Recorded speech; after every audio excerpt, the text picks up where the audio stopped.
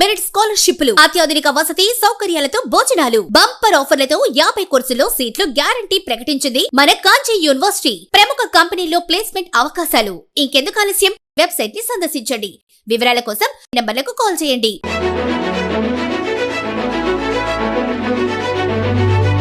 బ్రాహ్మణులకి ఎందుకు ఇలా జరుగుతున్నది? ఎందుకు ఇంత నిర్లక్ష్య వైఖరి వ్యవస్థలు, రాజకీయ వ్యవస్థలు ఉద్దేశంలో ఉన్నాయి అంటే, నేను అనుకోవటం ఏంటంటే సరైనటువంటి రిప్రజెంటేషన్ లేదు. అంటే నాయకత్వం మీద విధేయత కలిగి ఉండడం, నాయకత్వం పట్ల భయం కలిగి భక్తి కలిగి ఉండటం అనేటువంటి వేరు. కానీ నాయకుడికి ఈ సమస్య మాలో ఉంది, ఇది మీరు పరిష్కరించండి, మాలో ఉన్నటువంటి అసంతృప్తి తొలగుతుంది, మేమంతా కూడా బ్రాహ్మణుల్ని ఒక తాటి మీద ఒక వ్యవస్థకి మేము ఓటు వేసేటట్టుగా తీసుకొస్తామని నిర్భయంగా నాయకులు చెప్పలేకపోతున్నారు. అన్ని పార్టీల్లో ఉన్న పరిస్థితి ఇది. దీని నుంచి బయటికి రావాలి. ఇవాళ ఏదైనా ఒక సమావేశం పెట్టామంటే మేము ఎవరో ఇద్దరు, అంటే గత 10 సంవత్సరాల నుంచి జరుగుతున్నదే, ఇద్దరు అటెండ్ అవుతున్నారంటే మిగతా పార్టీల్లోంచి ఆ స్థాయి నాయకులు ఎందుకు రాలేదు, ఎందుకు కావట్లేదు, అది ఒక్కసారి ప్రశ్నించుకోవాలి వ్యవస్థలు. ఎందుకంటే ఆ పార్టీల్లోంచి ఇద్దరు నాయకులు వస్తున్నప్పుడు మన పార్టీలోంచి ఇద్దరు నాయకులు ఏరి, ఆ స్థాయి గల నాయకులు ఏరంటే మీరు ప్రాతినిధ్యం ఇవ్వకపోవటం వల్ల ఈ పరిస్థితి ఏర్పడింది. కాబట్టి దీన్ని సమన్వయం చేసుకోవాల్సినటువంటి బాధ్యత రాజకీయ పార్టీల మీద ఉంది. మేము ఏ వ్యవస్థకి కానీ ఏ పార్టీకి కానీ వ్యతిరేకంగా కాదు. మాకు కావలసినటువంటి హక్కులు, మాకు ప్రభుత్వాల నుంచి పార్టీల నుంచి రావాల్సినటువంటి గౌరవ మర్యాదలు, చట్ట ప్రకారం రావాల్సినటువంటి హక్కుల కోసం మాత్రం ఒక సిద్ధాంతపరంగా అడుగుతున్నాం తప్ప ఇది ఎవరి మీద పోరాటమో లేకపోతే ఇంకోటి అనేటువంటి వ్యవస్థ ఇది కాదు. ఇది దీన్ని సాధ్యమైనంత వరకు పార్టీ నాయకత్వాలు వహించేటువంటి వారు అర్థం చేసుకుని మనం ప్రాతినిధ్యం కల్పించాలి, బాధ్యత ఉంది, మనం ఈ విషయంలో నిర్లక్ష్యంగా ఉన్నామని ఆత్మవిమర్శన చేసుకునేదాకా మా పని మేము చేస్తూనే ఉంటాం. వాళ్ళ దృష్టికి వ్యవహారాలని తీసుకెళ్తూనే ఉంటాం.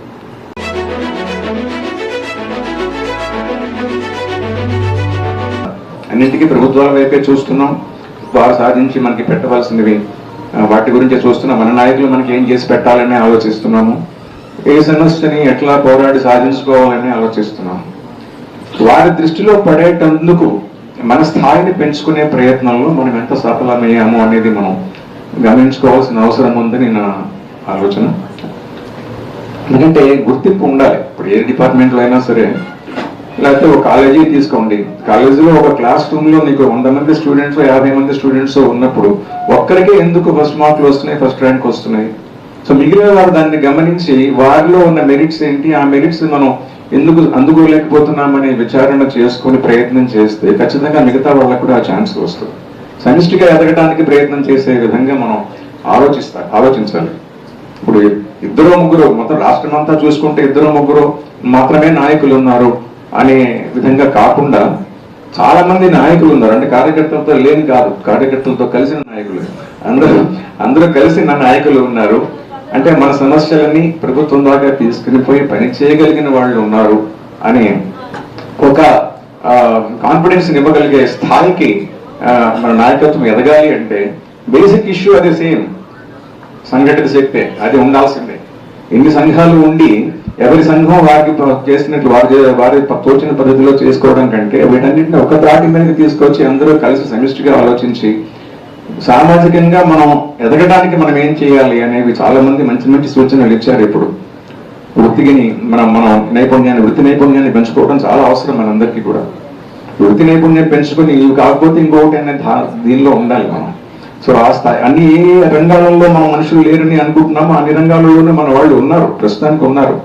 కానీ ఉండి కూడా మనం మన రంగంలో మనం ఉన్న వాళ్ళకి మనం ఏం చేసుకోగలుగుతున్నామో, మనతో మన తాటి మనుషులకి మనం ఏం చేసుకోగలుగుతున్నాం అనేది చూడాల్సిన అవసరం ఉంది. న్యూరో సర్జన్ గారు కూడా చెప్పారు, పక్కన వాళ్ళకి సహాయం చేసుకుంటూ మనల్ని మనం లిఫ్ట్ చేసుకుంటూ పక్క వాళ్ళని లిఫ్ట్ చేసుకునే పరిస్థితికి మనం పోవాలని నా ఆకాంక్ష. అదేవిధంగా ఇంకొకటి చూసాను, ఇందాక సెల్ఫ్ ఎస్టీమ్ గురించి మాట్లాడుకున్నప్పుడు ఇప్పుడు పౌరహిత్యం అనేది ఉంది, చాలా important area of our community. So ఈ కమ్యూనిటీలో ఈ పౌరహిత్యాన్ని మనం ఈరోజు ఎలాంటి పరిస్థితి వచ్చిందంటే ఆడపిల్లల్ని సంబంధాలకి చూసుకునేటప్పుడు వాళ్ళు పౌరహితులు అంటే వాళ్ళని మనం కన్సిడర్ చేయట్లా. నేను ప్రత్యక్షంగా చూశాను కొంతమంది పురోహితుల్ని ఇట్లాగా వాళ్ళు అర్చకత్వం చేసేవాడికి మనం పెళ్లి చేయడం ఏంటి మన పిల్లనిచ్చి అని. సో అంటే మనమే అగౌరవపరుచుకుంటున్నాం కదా, మన ధర్మాన్ని మనమే కాదంటున్నాం, మనలో ఉన్న మెరిట్ని మనమే కాదంటున్నాం. పౌరహిత్యం అంత ఈజీగా అవ్వదు. అంత వేదం నేర్చుకుని అందులో దాని స్మార్థం అనండి మీరు ఏదన్నా చెప్పండి, బట్ ఏంటంటే పేరు ఏది పెట్టినా కూడా అది వేదమే.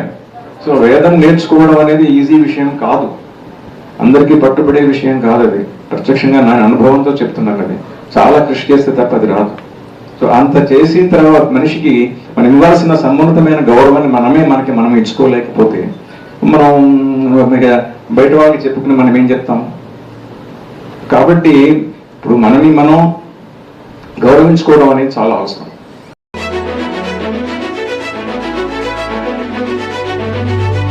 బ్రాహ్మణుల యొక్క ఆహారపు అలవాట్లు మారవలసిన అవసరం ఉంది. నిజంగా శాకాహారపు అలవాట్లు ఉంటే బ్రాహ్మణుల్లో బీపీలు ఎందుకు ఉంటాయి, అల్సర్లు ఎందుకు ఉంటాయి, షుగర్ ఎందుకు వస్తుంది? అంటే మనం రోల్ మోడల్ గా ఉండడానికి మన జీవిత విధానాన్ని మనం మోల్డ్ చేసుకోవాల్సినటువంటి అవసరం ఉంది. మనలో కూడా మార్పు రావాలి. ఖచ్చితంగా మనల్ని చూసి ఇతరులు అనుసరించే విధంగా మనం మన స్టేటస్ ని పెంచుకోవాల్సిన అవసరం ఉంది. ఇది మాత్రం నేను ఖచ్చితంగా చెప్తున్నాను. చాలా మంది మనల్ని ఫాలో అవుతున్నారు, మనల్ని అనుసరిస్తున్నారు, మనలాగా ఉండాలని కోరుకుంటున్నారు. మనం ఎవరోలాగా ఉండాలని అనుకోకూడదు, మనలో వ్యామోహాలు ఉండకూడదు.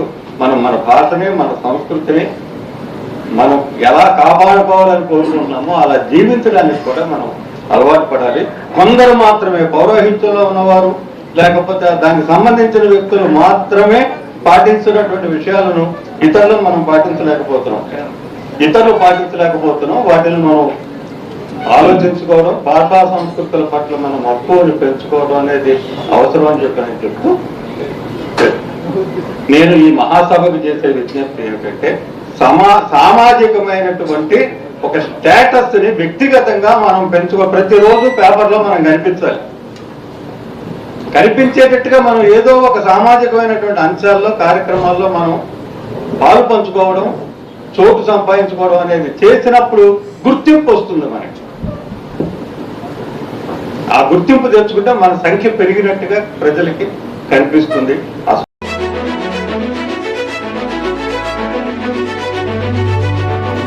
నేను ఇక్కడ గమనించింది ఏంటంటే ఈ నగరాల్లోని బ్రాహ్మణుల పట్ల వివక్షత చాలా దారుణంగా నార్త్లో ఉంది, సౌత్లో ఉంది. అంచేత వాళ్ళ బ్రాహ్మణుల పట్ల వివక్షతని ఎదుర్కొనడానికి, తర్వాత వాళ్ళ హక్కుల్ని కాపాడడం కోసం, తర్వాత వాళ్ళని చిన్న చూపు చూస్తూ మీడియాలో కూడా చాలా రకరకాల వ్యాఖ్యలు, సినిమా, టీవీలో కూడా వాళ్ళని కించపరిచే విధంగా దృశ్యాలను చిత్రీకరించడం, వాళ్ళని ఒక వినోదానికి, హాస్యానికి వాడుకునే పాత్రలు క్రియేట్ చేయడం జరుగుతుంది. సో వీటన్నిటి నుంచి రక్షణ పొంది బ్రాహ్మణులు ఆత్మగౌరవంతో తలెత్తుకు తిరిగే సమాజం కోసం ఇప్పుడు హరిజనుల అట్రాసిటీస్ యాక్ట్ ఎలా పెట్టారో అలాగే బ్రాహ్మణులకు కూడా ఒక అట్రాసిటీ యాక్ట్ పెట్టవలసిన అవసరం వచ్చింది. ఆ స్థితికి ఇప్పుడు బ్రాహ్మణుల పరిస్థితి వచ్చింది. అటువంటి చట్టాన్ని ప్రవేశపెట్టే దిశగా బ్రాహ్మణుల ప్రతినిధులు చట్టసభల్లో తమ వాణిని వినిపించాలి. దానికి కోసం అటువంటి ప్రతినిధుల్ని అన్ని పార్టీల నుంచి, బ్రాహ్మణులనే కాదు, బ్రాహ్మణుల హక్కులను కాపాడే ఇతర కులాల నాయకులను కూడా చట్టసభల్లోకి పంపించే విధంగా బ్రాహ్మణులందరూ సంఘటితం కావాలని.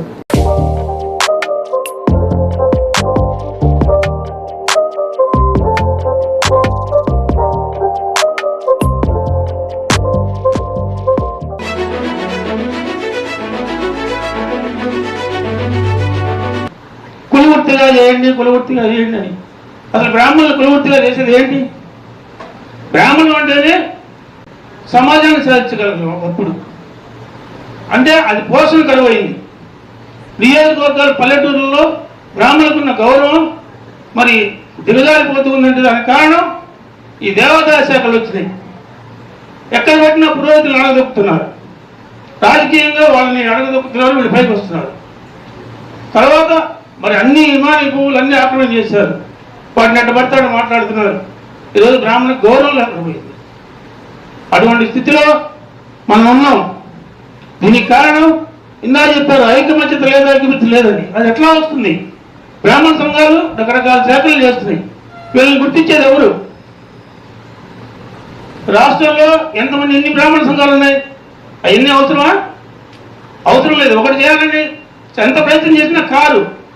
ఎవడి ఈగో వాడిది, ఎవడి సంఘం వాడిది.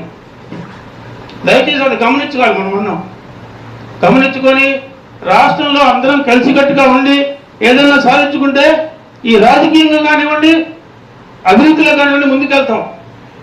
మనం కూడా ఓట్లు వేస్తే ప్రభుత్వాలు గెలవట్లేదా? మనల్ని ఉపయోగించుకుంటున్నారు కదా.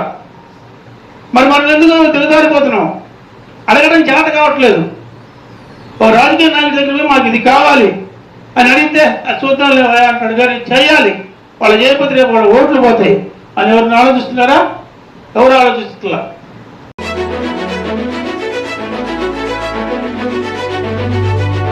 బిలో ది పావర్టీ లైన్, దారిద్ర్య రేఖకు దిగున ఉన్నవాళ్ళు మన బ్రాహ్మణులు చాలా మంది ఉన్నారు.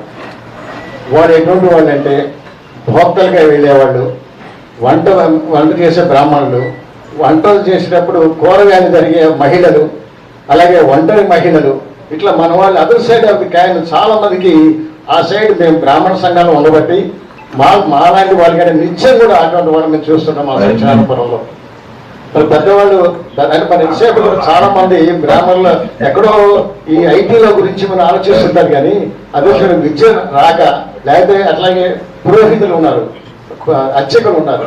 వాళ్ళు పెద్దవాళ్ళు అయిపోయిన తర్వాత వాళ్ళని ఎవరు పిలవక, వాళ్ళకి బుద్ధి గడవక, వాళ్ళు చేయి చాపి అందరినీ కూడా అక్కడ భిక్షాటన చేసే మన బ్రాహ్మణులు కూడా చాలా మంది ఉన్నారు.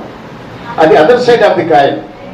అది కూడా మనం దృష్టిలో పెట్టుకొని వాళ్ళే మనం ఏ విధంగా పైకి తీసుకురావాలి.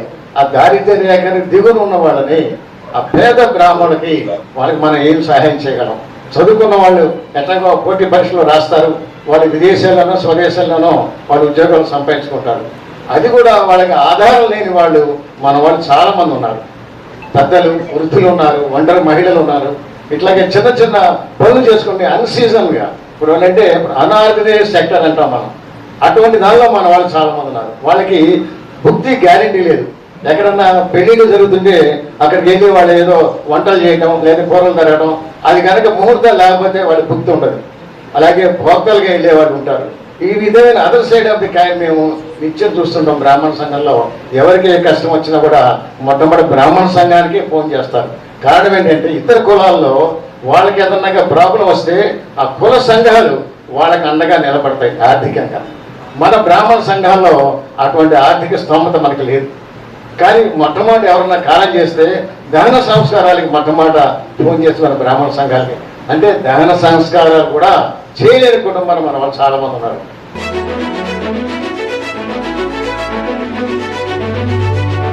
మన గ్రామంలో చాలా మంది ఈ రెండింటిని భరించేటువంటి పరిస్థితుల్లో లేరు. కాబట్టి నేను సజెషన్ ఏంటంటే ప్రతి పట్టణంలో, ప్రతి జిల్లా హెడ్ క్వార్టర్స్లో, లేదా మండల హెడ్ క్వార్టర్స్లో బ్రాహ్మణ సంఘం ఒకటి పెట్టండి.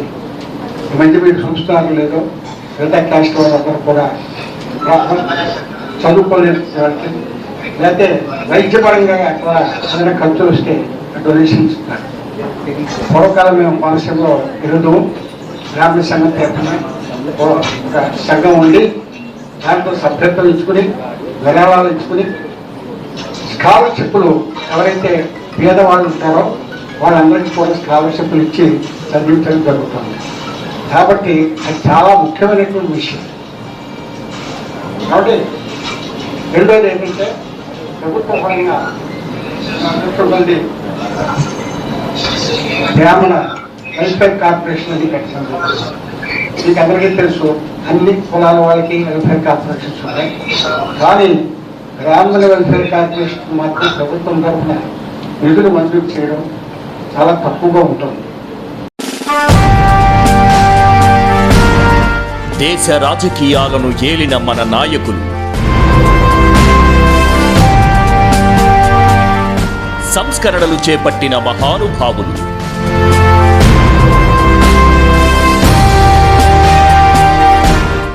ఆర్థిక పరిస్థితులను అంచనా వేసిన అపర చాణక్యులు.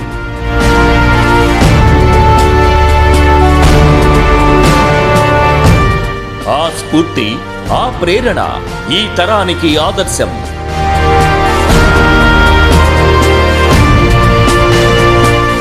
సమస్యలపై పోరాటం చేస్తూ దూసుకుపోతున్న ప్రతినిధులు,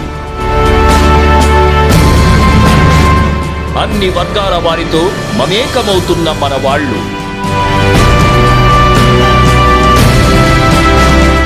ప్రజా ప్రతినిధులుగా ఎదుగుతూ రోల్ మోడల్ గా నిలుస్తున్న యువనేతలు.